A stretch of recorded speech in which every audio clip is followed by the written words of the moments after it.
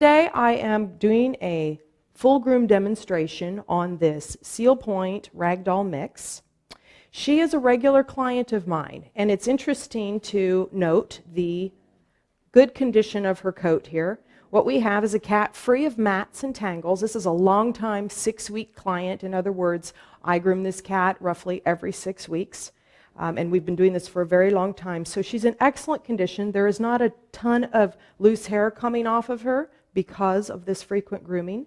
One thing to note here is the greasiness in the coat that we have going on. This separation that's down the legs, on the head, throughout the coat here, that is indicative of greasiness in the coat. Cats are greasy. So my main objective here today is to degrease this coat thoroughly, blow out any loose coat, and restore her to the condition that she should be in. And she's going to love it when we're done, even though she might growl at me a little bit on the during the process. I have already done a temperament and needs assessment on her. She does not have front claws. We do have back claws, however. I have a cat growling on the table. In other words, we have some aggression going on here. Now I've got a couple different options and I'm going to demonstrate these. One is I can trim these back nails by holding my forearm on her neck in such a way that if she were to turn around and try to bite me, I can feel that in my forearm and react very, very quickly. So this is one method that I like to use. It's quick, it's easy. Now if the cat is highly aggressive and obviously just going after you, you would then want to be sure and apply an air muzzle. An air muzzle is a fantastic contraption. I personally am a big fan of the air muzzle. We lock it into place right over the cat's head, and it is essential that we check and make sure that it is tight enough. I should only be able to stick the tip of my index finger up under the collar line. If not, I need to readjust that until it's tight enough. And you can see that we have our kitty in here looking around and doing her little growly business. So if the cat is highly aggressive and threatening to bite or trying to bite, this air muzzle is a fantastic alternative, allowing you to groom a cat by yourself. Now, as I was trimming this claw over here, this rear left, I held the cat close to my body, keep this leg tucked tight to the cat's body, and I was able to trim the 4 nails on the back. We have 5 on the front, 4 on the back, but again, this cat is declawed on the front. As I move to the right rear leg, I want to reach underneath the cat's groin and hold this paw right here tucked tight to the body. It is a very awkward movement to pull this leg out to the side on a cat. By doing so, we aggravate a cat, and that can cause them to react with aggressive behavior. So I want to keep this leg tucked up nice and tight to the body. Trim these down. It's easy to see the quick on cat's nails. It's always nice and pink, so easy to avoid quicking the nail. Now we're doing a sanitary trim on a cat.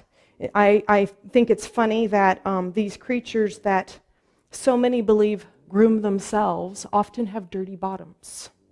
So a very popular service that we offer is the sanitary trim.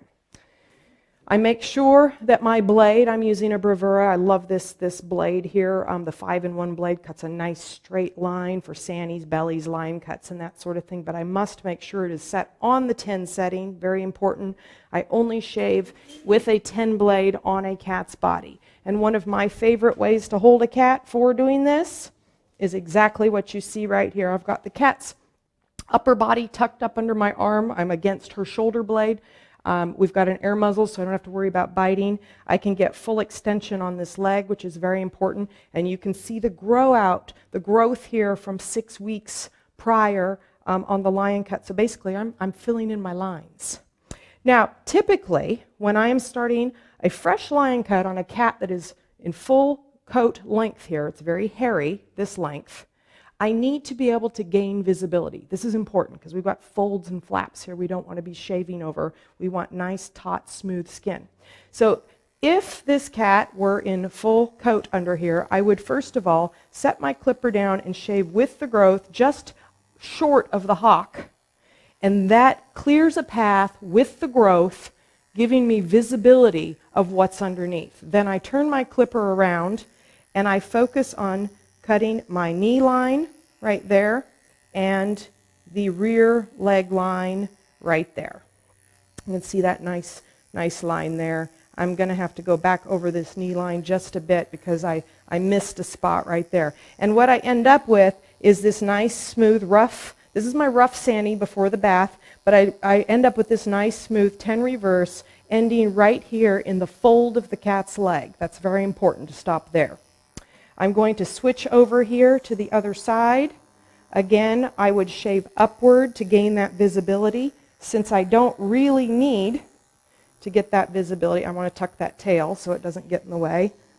I'm going to just go ahead and cut my rear leg line and the knee line.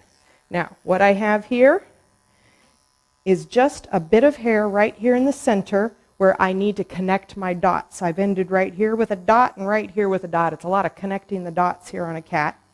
And so by doing so, I can shave actually straight across here. I will have to go both directions because the hair grows both directions, and I'm after a 10 reverse. And then I will come down over the genitals just a little bit. I want to be able to see what I'm doing from the other side. Again, this is my rough trim. I want to make sure that I don't spend too much time nitpicking this because after the bath and blow dry, there's bound to be some little fuzzy hairs that pop up that got missed because it's dirty, greasy hair, and I'll have to go back over it anyway. So we don't want to spend too much time nitpicking all of that. Then I'm going to put the cat back up on the table. And from here, I'm looking at the line where I left off, which is right here. I angle my clipper ever so slightly and shave just off the side of the anal area, doing this on both sides, and about 1 inch above the anus. That's my rough trim. Make sure when doing this, you never put your face right down here. Anal glands in the face, not good.